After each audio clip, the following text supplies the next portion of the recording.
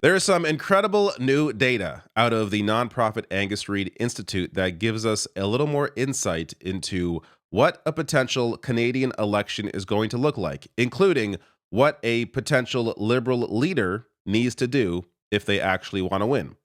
And later on in the video, I'm going to get to how Canadians' feelings about Trudeau have changed since Trump came in. We have a little more clarity on that with a new question that came out of this Angus Reid poll. So, first, this is maybe the most stunning aspect of this, but I guess you can't really argue it's stunning as we have seen it coming over the past few weeks. But their poll here, federal vote intention over time. Decided and leading voters, Mark Carney as Liberal leader for the last two data points. So if Mark Carney is the Liberal leader, meaning he becomes the prime minister and then goes into an election against the Conservatives and the NDP, his support, or I should say the Liberal support, jumps to 37% within just a few points of the Conservatives now at 40. There's a few things to take from this. One being, of course, the popularity of Mark Carney as the potential Liberal leader, but also where the support is coming from. So while we do see a bit of a drop from the Conservative support, that likely is largely going to the Liberals, there is an even greater drop from the NDP, once sitting at 21%, now down at 10% if Mark Carney is the Liberal leader. So doing a bit of a deeper dive into this, comparing Mark Carney to Chrystia Freeland. So if Chrystia Freeland were to become the Liberal Party leader, she would get 29% of the vote, down from where Mark Carney is. But again, look at what doesn't change here. The Conservative vote is 40% regardless, showing that Freeland takes a little less from the NDP than Mark Carney does, or I should say a lot less. Meaning, if, I should say, whoever becomes the Liberal leader, they need to lean further left. This, attempt to try and appeal to conservative voters that both Freeland and Mark Carney have tried to do is not going to win you over. You're not going to take any more support than what you're already taking from the conservatives. You may take a few more points, but you likely would lose a lot more from the NDP if you go more conservative. So lean into it. Look, this is my worry right now is a Poilievre-led conservative government. So as much as I would love to see the NDP form government, that's not going to happen under Jagmeet Singh. I've said for a while, I think Jagmeet Singh needs to step down. There needs to be a leadership race. He has to know that the party at this point is not going to form any kind of government with him as leader.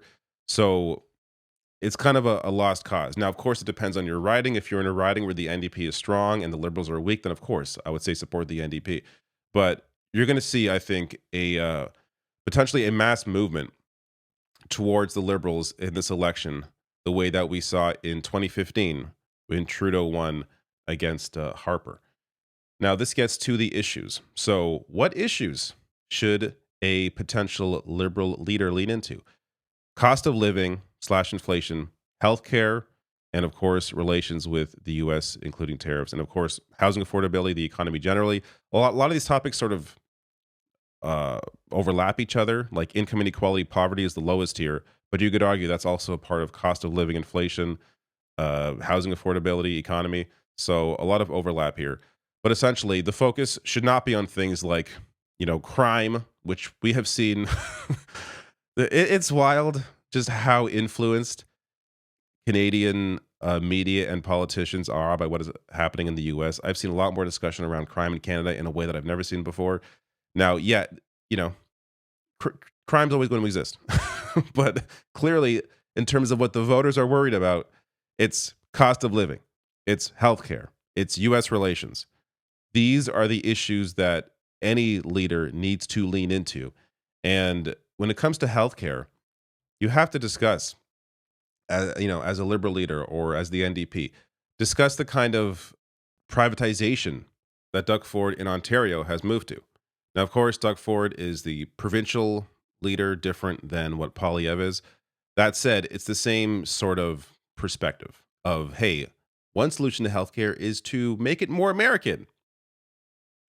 That's what Doug Ford is doing through private clinics, through outsourcing to staffing agencies for nurses, and it has cost more and not worked.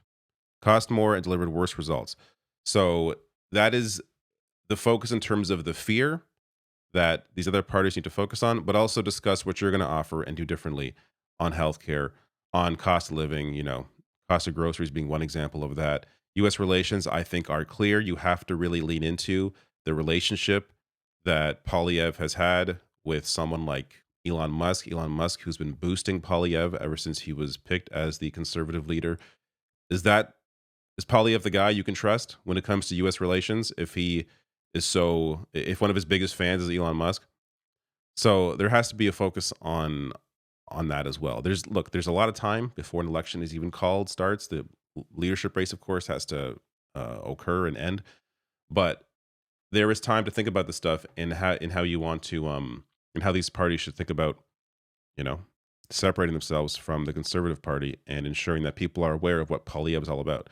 This gets to a recent announcement by the Liberal government for high speed rail between Quebec and Toronto.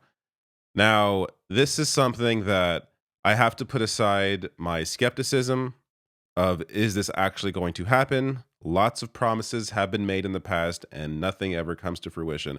But there is so much need for this that these are the kinds of infrastructure projects that a liberal party needs to lean into if they have a shot at winning an election.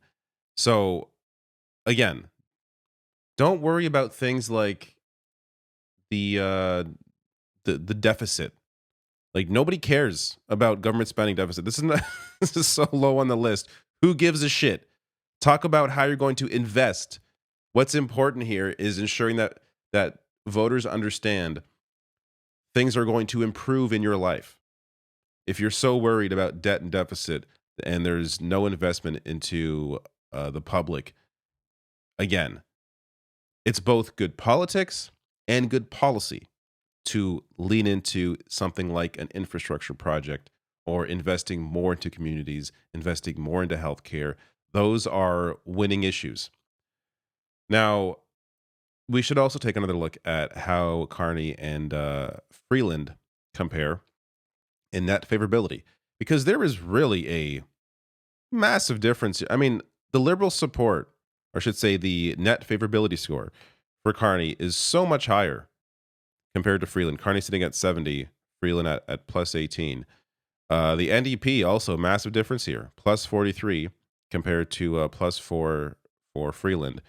Whereas the Conservative Party, there's a difference, but the difference isn't as great. So minus 59 for Carney, minus 72 for Freeland. Obviously, they're going to be in the red there. But you see here that, look, I think it's clear in terms of a potential election. Right now, Carney sits as best poised to win that election. But we're going to have to see where liberal members vote. Some other takeaways here from Angus Reid as they write, with Carney as a hypothetical liberal leader, vote intention in Ontario is tied 45% for the CPC, 44% for the Liberals. In Quebec, the Liberals split evenly with the Bloc Québécois, 31% Liberal, 30% Bloc, and lead the CPC by 9 points. This would likely lead to a Liberal government based on where these numbers are. I mean, again, Ontario, many ridings. Liberals do this well in Quebec against the Bloc Québécois. Again, many ridings there as well to potentially take over. So that would be a positive move for the Liberal Party.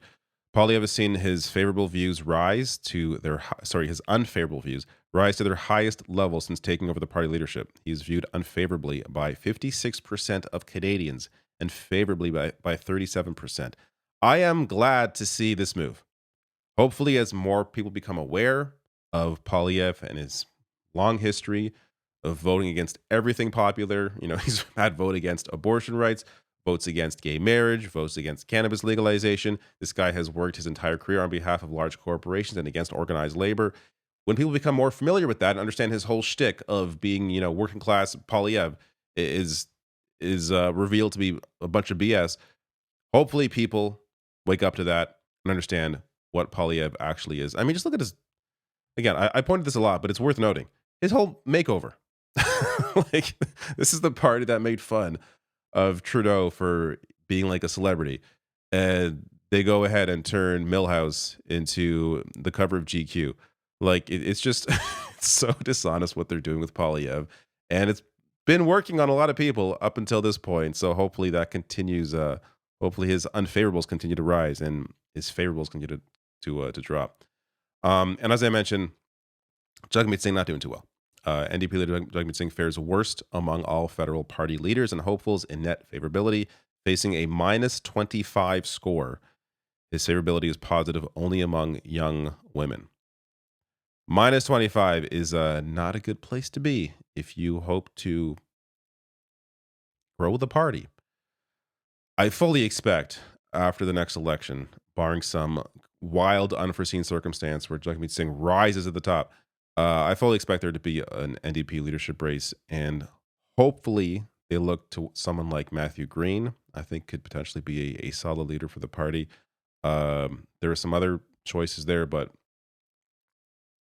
uh, you know, it's sad where the NDP currently are, and it's not that it isn't that Singh is terrible. It's just that he's been there long enough, and at this point, clearly, it hasn't worked, and I don't think his message has delivered and hit in a way that you would expect, especially considering his message again is not wrong, isn't terrible. He's critical of the of corporate power, of wealthy individuals, and the amount of money they're making while others struggle. He has some good messaging there, but it's just not landing in the way that it should. This is the poll that I want to end on here. So we have questioned for some time: is the support for the Liberals increasing? Is that more due to the fact that Trudeau is stepping down, or more due to the fact that Trump has come in and issued all these threats? Well, it appears it's, I would argue, based on this, more on the latter, the fact that Trump has become president and is issuing all these threats, as we have now seen Trudeau's approval jump since Trump became the leader. So why else would that be? I mean, I guess you could argue, hey, his support has increased because people are happy that he has decided to step down. So now people like him more because of that. Sure, that I think is a part of it as well.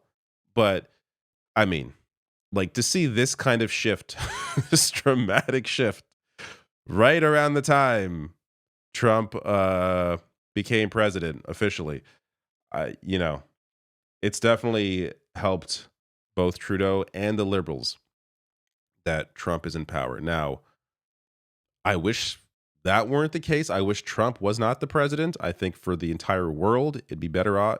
We'd all be better if that weren't the case.